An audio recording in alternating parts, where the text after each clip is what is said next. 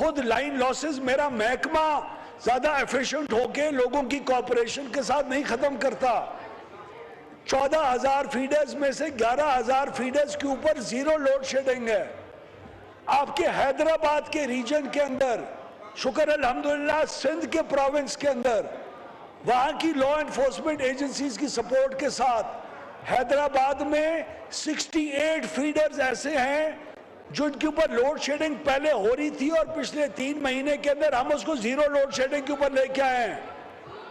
ये इस किस्म के बयानात को मैं अब झूठ और सच मैं आपको जनाब स्पीकर आज आपको इसी वक्त इस सेशन के खत्म होने से पहले उन 68 फीडर्स के नाम आपको पेश कर सकता हूं और आपको करूंगा ताकि इस फ्लोर ऑफ द हाउस के ऊपर मेरा ये क्लेम रिकॉर्ड के ऊपर आ सके।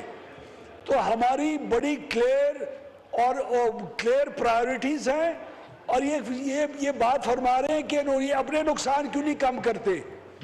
पहला साल इस हुकूमत का पावर डिवीजन ने टैक्स पेयर का फाइनेंस मिनिस्ट्री से 1260 अरब रुपए का बोझ था टैक्स पेयर के ऊपर।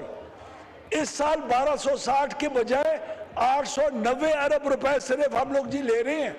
एक साल में पावर डिवीजन ने 400 अरब रुपए का बोझ टैक्स पेयर्स के ऊपर कम किया है। हमने अपने डिस्कोस के अंदर नुकसानात को कम किया है।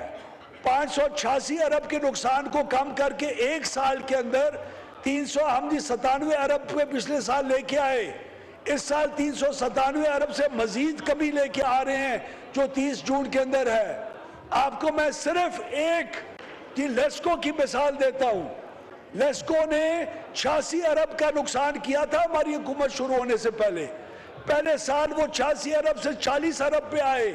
इस साल 40 अरब से 18 अरब रुपए के ऊपर मुतवक्को है। मुल्तान की कंपनी जिसके अंदर सबसे ज्यादा सिफारिश वजीर लगा सकता है अपनी एरिया की कंपनी है, उसका नुकसान हमने 36 अरब पहले साल था उसको 20 अरब पे लेके आए। इस साल वो नुकसान 2 अरब रुपए के ऊपर सिर्फ रह जाएगा।